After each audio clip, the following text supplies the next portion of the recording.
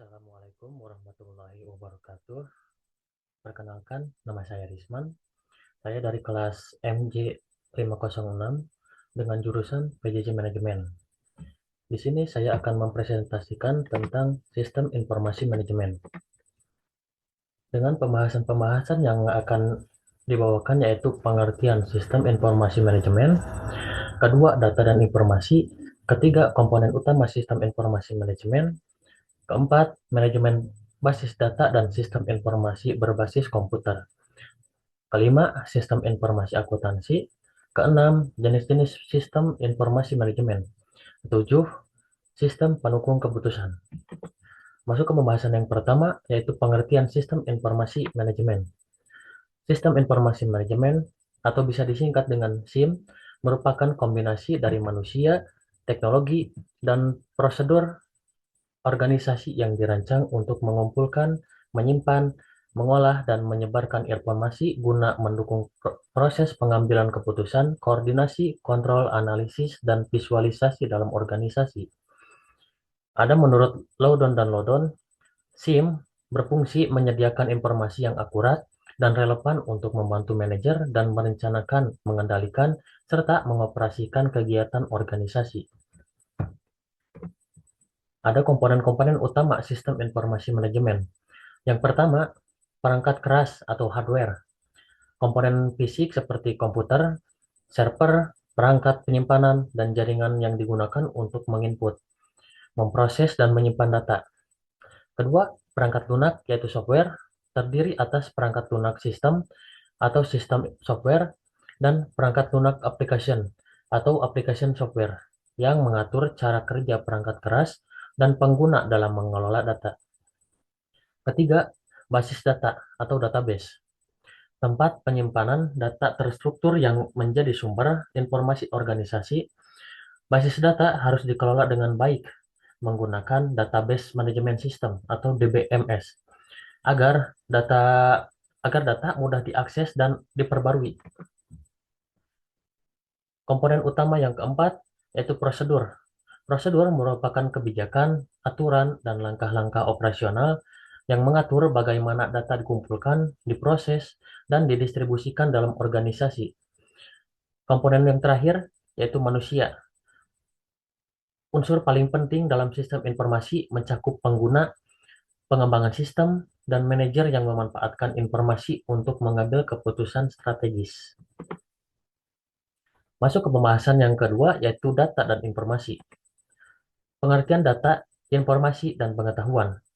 Yang pertama, data. Data dapat didefinisikan sebagai fakta mentah yang tidak memiliki makna atau konteks dalam sebelum diolah. Contohnya seperti angka, angka penjualan harian atau daftar pelanggan. Yang kedua, informasi. Informasi adalah data yang telah diolah sehingga memiliki makna bagi penggunanya. Sebagai contohnya, yaitu laporan total penjualan bulanan dapat membantu manajer menentukan strategi bisnis. Yang ketiga, pengetahuan. Pengetahuan adalah pemahaman dari interpretasi informasi yang dikaitkan dengan pengalaman. Sebagai contohnya, pemahaman bahwa penurunan hasil penjualan terjadi akibat perubahan perilaku konsumen. Ada hierarki data, informasi, dan pengetahuan. Hierarki ini terdiri dari lima poin. Yang pertama model Dick. Hierarki ini menggambarkan proses di mana data mentah diproses menjadi informasi yang kemudian ditafsirkan menjadi pengetahuan. Kedua, penerapan hierarki. Penerapannya yaitu data adalah input utama ke dalam sistem, informasi memberikan nilai tambahan, dan pengetahuan digunakan untuk mendukung pengambilan keputusan secara strategis. Yang ketiga, pentingnya hubungan Dick. Pemahaman tentang hubungan antara data, informasi, dan pengetahuan ini membantu organisasi mentransformasi fakta mentah menjadi keputusan yang strategis dan berbasis pengetahuan. Masuk ke proses transformasi dari data ke pengetahuan. Yang pertama, penginputan, yaitu pengumpulan data. Data dikumpulkan dari sumber internal seperti laporan transaksi atau eksternal seperti data pasar. Yang kedua, processing atau pengolahan data. Data mentah diolah menjadi informasi yang bermakna menggunakan metode statistik dan perangkat lunak manajemen data. Yang ketiga, storage atau penyimpanan data. Informasi yang disajikan di dalam bentuk yang dapat dimengerti, seperti laporan, grafik, ataupun visualisasi data melalui dashboard. Yang keempat, output atau penyajian informasi. Informasi yang telah diinterpretasikan oleh manajer dan konteks organisasi menjadi pengetahuan yang dipakai untuk strategi atau kebijakan. Yang kelima, knowledge formation atau pembentukan pengetahuan. Formasi dari data ke pengetahuan ini tidak hanya mendukung manajemen sehari-hari, tetapi juga menjadi dasar teknologi sistem informasi modern. Masuk ke pembahasan yang ketiga, yaitu komponen utama sistem informasi manajemen. Terdiri dari perangkat keras, yaitu hardware. Perangkat keras ada 3 poin. Yang pertama, instruktur sistem informasi manajemen. Perangkat keras seperti komputer, server, penyimpanan data, dan perangkat jaringan menyediakan infrastruktur dasar yang memungkinkan SIM beroperasi dengan efektif. Kedua, fungsi komponen fisik. Perangkat keras berperan dalam memfasilitasi input, pemrosesan, penyimpanan, dan output data, memberikan dasar fisik bagi pengelolaan sistem informasi. Ketiga, pentingnya keandalan. Keandalan perangkat keras sangat penting untuk kelangsungan operasional SIM, karena kegagalan perangkat keras dapat mengganggu aktivitas bisnis yang mendukung keputusan manajemen. Masuk ke komponen yang kedua, yaitu perangkat lunak. Perangkat lunak sistem. Software sistem seperti sistem operasi bertugas mengelola dan mengontrol operasi perangkat keras sehingga memungkinkan pengguna aplikasi yang sesuai. Perangkat lunak aplikasi. Beragam aplikasi bisnis seperti ERP dan CRM dan sistem akuntansi mendukung pengambilan keputusan yang cepat dan berbasis data. Kustomisasi dan ketergantungan. Software seringkali dikustomisasi untuk memenuhi spesifik organisasi tertentu dengan memastikan semua proses bisnis diintegrasikan secara sempurna. Masuk ke komponen yang ketiga, yaitu basis data atau database. Sumber data terstruktur. Basis data bertindak sebagai penyimpanan terpusat untuk semua data terstruktur dalam organisasi, mendukung aksesibilitas dan efisiensi proses informasi. Pengelolaan database. Dengan memanfaatkan database manajemen sistem atau DBMS, data dapat diakses dan diperbarui dengan mudah tanpa mengorbankan konsistensi maupun keamanan. Peran data dalam keputusan.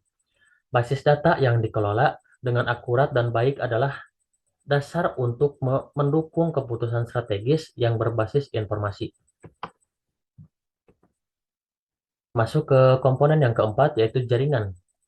Konektivitas antar bagian. Jaringan memungkinkan pertukaran data secara real-time antara berbagai bagian organisasi, meningkatkan efektivitas kolaborasi. Jenis-jenis jaringan, mulai dari ILN untuk konektivitas lokal hingga WNN untuk konektivitas global.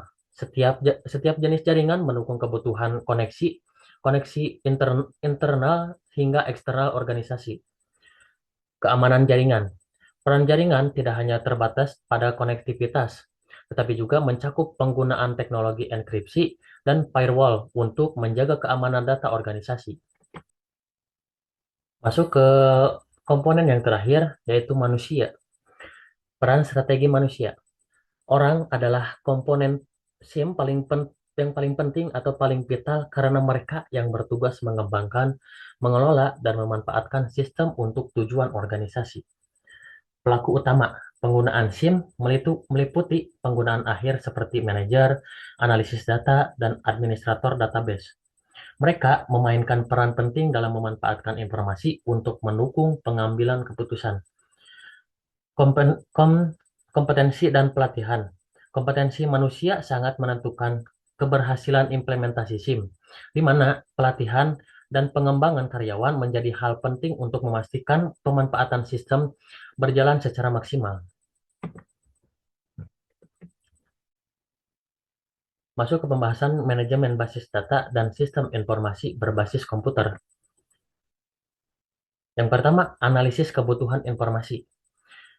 Identifikasi format informasi.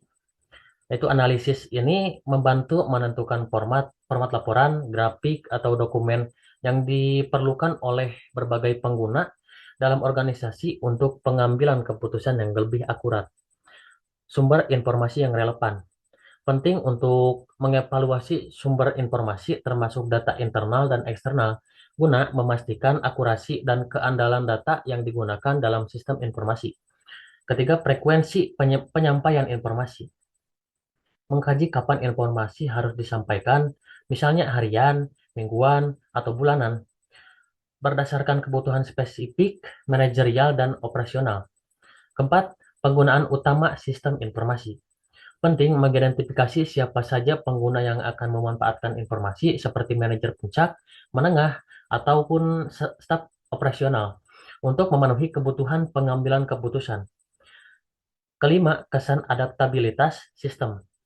Mengkaji sistem harus mampu merespon perubahan kebutuhan informasi seiring waktu, menciptakan fleksibilitas bagi seluruh pemangku kepentingan. Ada hubungan analisis informasi dan pengambilan keputusan.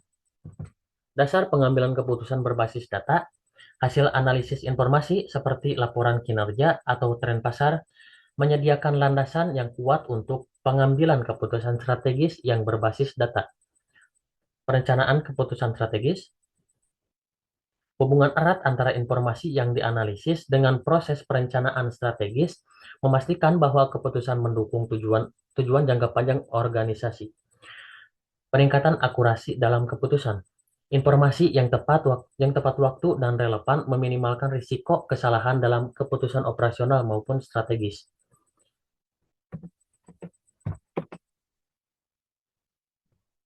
Selanjutnya, yaitu simulasi dan prediksi keputusan.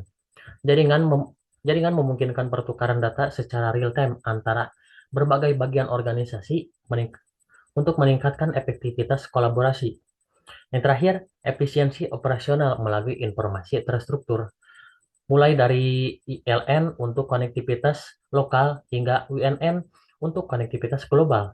Setiap jenis jaringan mendukung kebutuhan koneksi internal hingga eksternal organisasi.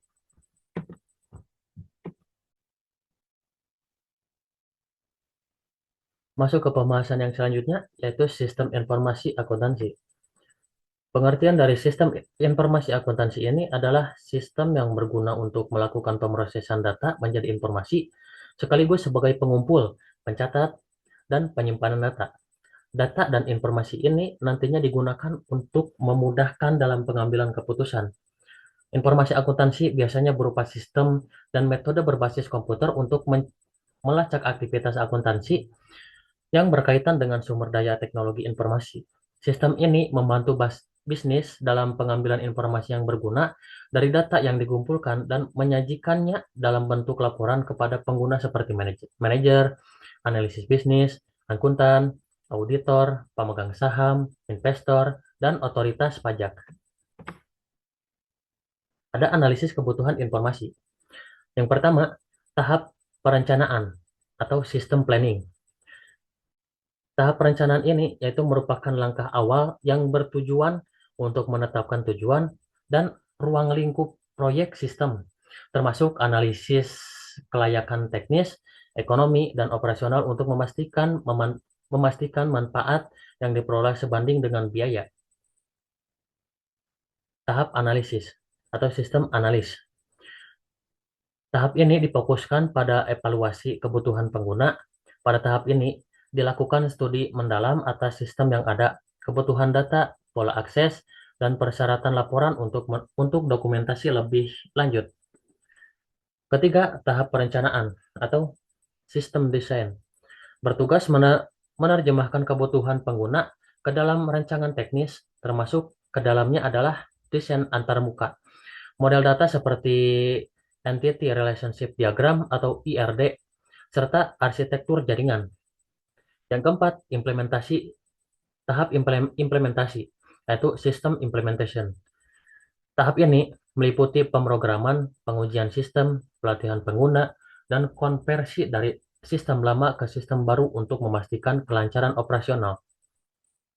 Yang kelima, tahap pengujian dan evaluasi atau sistem testing dan evaluation. Tahap ini dilakukan serangkaian pengujian unit, integrasi, dan sistem. Hasilnya digunakan dalam proses evaluasi keberhasilan implementasi. Terakhir, tahap pemeliharaan atau sistem maintenance.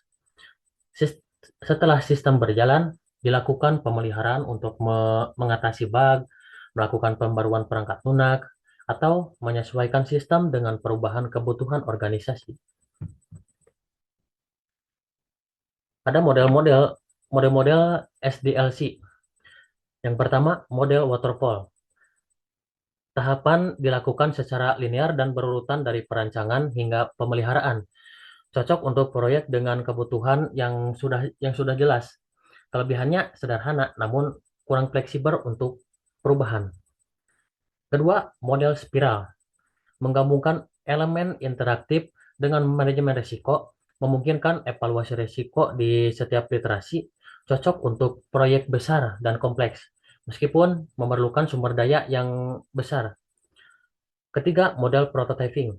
Mengembangkan prototipe awal untuk mendapatkan umpan balik pengguna yang cepat. Kelebihan utamanya adalah kecepatan adaptasi pada kebutuhan, meski kadang kurang lengkap dalam dokumentasi. Yang keempat, model Agile atau model ini fokus pada literasi dengan kolaborasi tinggi antar tim untuk menghasilkan solusi fleksibel yang dapat beradaptasi dengan perubahan kebutuhan. Namun, model ini menuntut kedisiplinan tinggi dari seluruh pihak yang terlibat. Masuk ke pembahasan jenis-jenis sistem informasi manajemen. Jenis-jenisnya ada sistem pemrosesan transaksi atau TPS. Fungsi utamanya yaitu TPS memproses dan merekam data transaksi harian secara otomatis. Sistem ini bertujuan untuk memastikan data operasional terekam dengan akurat dan cepat. Contoh implementasinya yaitu sistem kasir elektronis atau point of sale, sistem absensi karyawan, dan sistem inventory barang. Ciri-ciri utamanya yaitu bersifat rutin dan berulang, memiliki volume data yang besar, memerlukan kecepatan pemrosesan, serta akses ke data dilakukan secara real time untuk memastikan efisiensi. Yang kedua, sistem informasi manajemen SIM. Ciri-cirinya Ciri-cirinya sistem ini menyajikan informasi historis dengan tampilan laporan terorganisir untuk kebutuhan perencanaan dan pengendalian menengah. Fungsi utamanya yaitu SIM membantu manajer dalam pengambilan keputusan melalui penyediaan laporan dan informasi yang terstruktur, seperti laporan penjualan bulanan dan efisiensi produksi. Contoh penggunaannya yaitu sistem laporan keuangan, monitoring kinerja divisi, dan manajemen penggunaan bahan baku produksi secara efisien. Contoh implementasinya yaitu sistem peramalan permintaan barang, pemilihan lokasi usaha baru, serta analisis risiko keuangan. Selanjutnya, sistem pendukung eksekutif yaitu ISS. Fungsi utamanya yaitu ISS dirancang untuk mendukung keputusan strategis oleh eksekutif melalui data ringkasan strategis dan analisis tren pasar. Karakteristik dari ISS ini yaitu sistem ini menyediakan visualisasi data melalui dashboard, mendukung perencanaan jangka panjang, dan menyajikan informasi eksternal yang relevan. Contoh penggunaan yaitu dashboard performa perusahaan, laporan global terkait kebutuhan pasar, dan laporan kinerja pelanggan strategis. Selanjutnya, perencanaan sumber daya perusahaan atau IRF. Fungsi utama dari IRF ini yaitu mengintegrasikan berbagai fungsi bisnis organisasi ke dalam satu sistem untuk meningkatkan efisiensi dan koordinasi. Ciri-cirinya, Sistem ini menggunakan basis data terpusat untuk berbagai divisi seperti keuangan, logistik, dan SDM, memungkinkan real-time reporting. Contoh sistem ERP ini yaitu SAP, Oracle ERP Cloud, Microsoft Dynamics 365, dan NetSuite yang digunakan untuk efisiensi pengelolaan, rantai pasok, dan pengajian.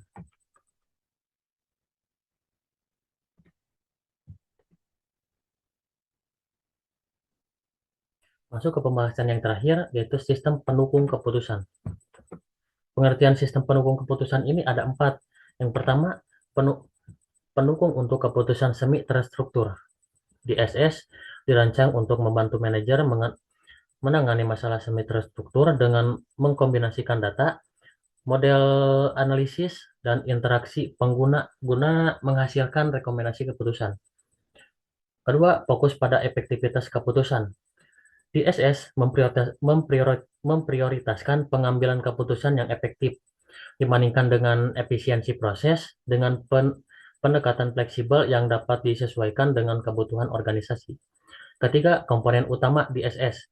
Komponen-komponennya terdiri dari subsistem database, subsistem manajemen model untuk analisis statistik dan simulasi, serta antarmuka pengguna untuk memudahkan interpretasi hasil.